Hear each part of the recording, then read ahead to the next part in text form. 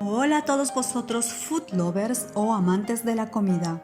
Hoy quiero compartir con ustedes una de mis recetas favoritas. Se trata del bizcocho de zanahoria o carrot cake.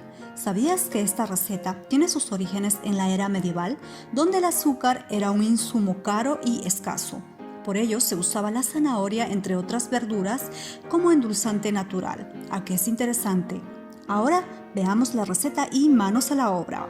Esta receta vamos a necesitar entre 230 y 250 gramos de zanahoria rallada. Os aconsejo pesar la zanahoria después de quitarle la piel. 3 huevos, 200 gramos de harina de trigo o harina para repostería, 120 gramos de nueces, 200 gramos de azúcar morena o rubia, 120 mililitros de aceite vegetal, en este caso yo utilizo aceite de oliva, 16 gramos de levadura, una cucharadita de esencia de vainilla, canela, jengibre y una pizca de sal.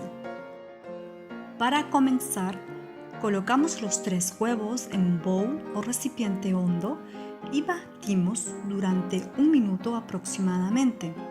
Os quiero comentar que para esta receta no necesitamos de una batidora eléctrica. Será suficiente con asegurarnos de mezclar correctamente todos los ingredientes. Luego añadimos el azúcar y batimos durante unos segundos.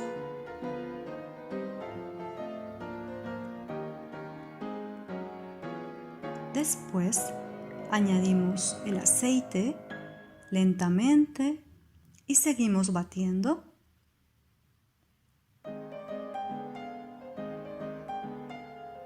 Después añadimos la esencia de vainilla y batimos durante unos segundos más.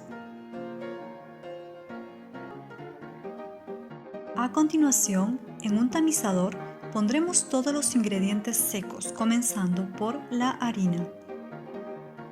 Luego añadiremos el polvo de hornear o levadura, la pizca de sal, la canela molida, el jengibre molido y tamizamos muy bien hasta incorporar todos estos ingredientes en el bowl. Mezclamos o batimos durante 1 minuto y medio aproximadamente hasta obtener la siguiente masa densa. Y no os preocupéis porque la zanahoria le aportará el jugo necesario. Mezclamos la zanahoria con toda la masa y luego añadimos las nueces y mezclamos muy bien.